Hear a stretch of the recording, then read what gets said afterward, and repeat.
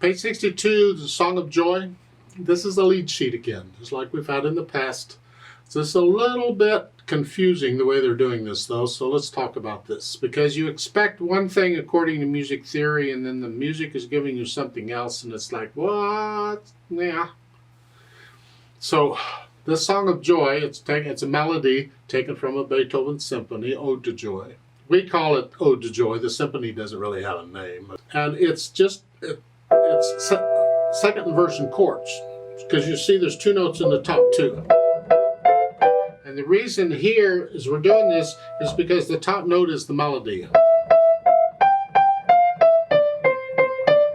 So that's all we're doing. And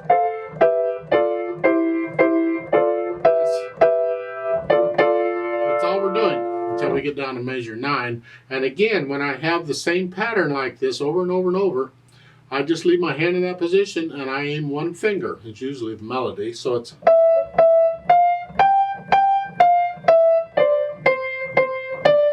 here. And the other fingers, make sure you're flexing the wrist here, otherwise you'll get tense, because you want to hold your hand in that position, you'll get tense. Make sure you're working the wrist. This takes time. Just take it slow. Just here, here, here. Real slow. But I'm focusing on one finger only, not all of them.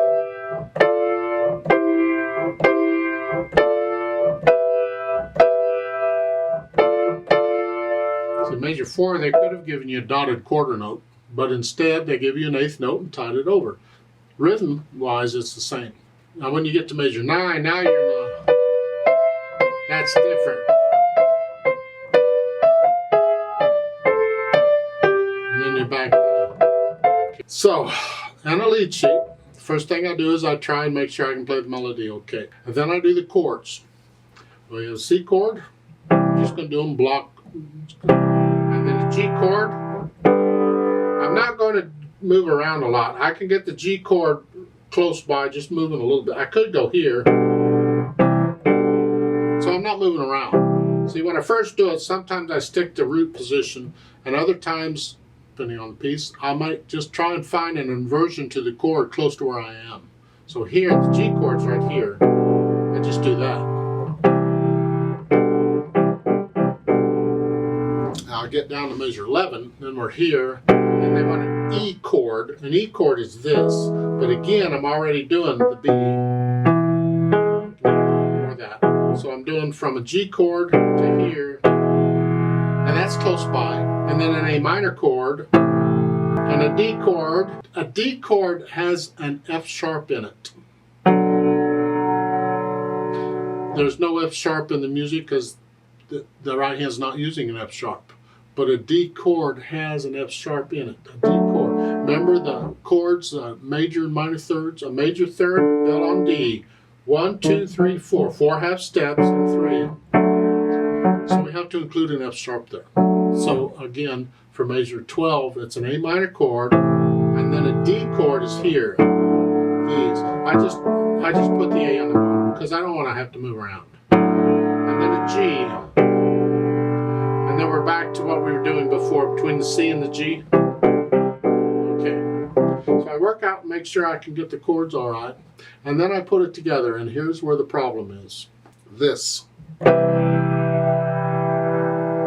That is something I'm going to need a glass of wine on that one. See, they're telling you to play a C chord, but in the right hand, that is not a C chord. That's an E minor chord. So why are they mixing the C chord and the E minor chord? Because it sounds yucky. It'd be much better if they'd play a C chord in the right hand. Just change that to a C, and that's a C chord. That's what you want.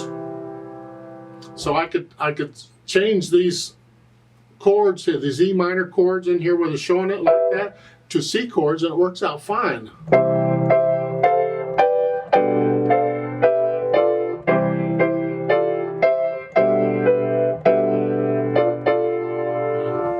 You get the idea? But they want you to stay in that second inversion. They want you to stay there. So it's a little, harmonically, it's a little edgy. So it's here.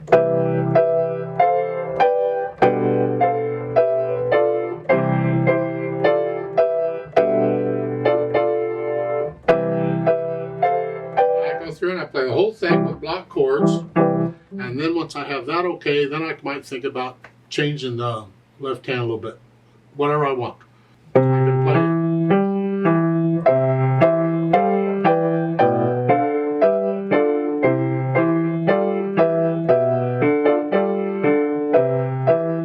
Doesn't sound good, but the point is I can do whatever I want. I could do this.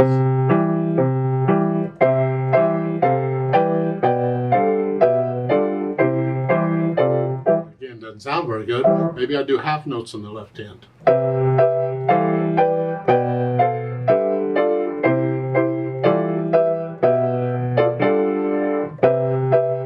Still doesn't sound good because of that E minor chord in the right hand. The idea is you experiment, you try different things out. Now on page 63 they give you an accompaniment, and all they're doing here is just playing one note in the left hand, and that's okay. You just do one note. It's a note within the chord is what it is. It's actually the root of the chord. We're just doing that each time. For the C and the G, yeah, we're just doing that.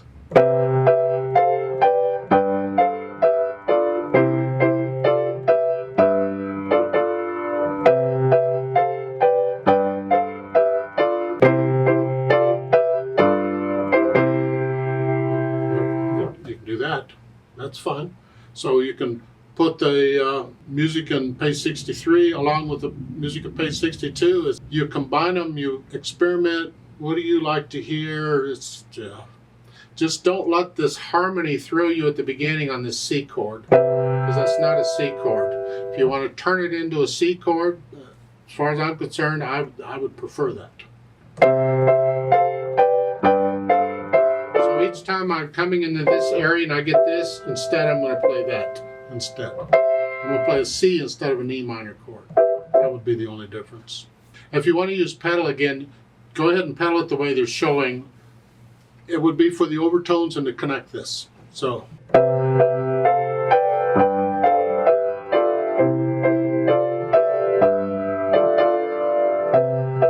I'm playing it too fast, but I'm just trying to give you an idea. If you want to try the pedal out, just make sure you can play it okay without pedal first. I'm not going to do a play with me on this because all it is this, and the accompaniment, you can do anything you want with it. If you let me know if you have any questions.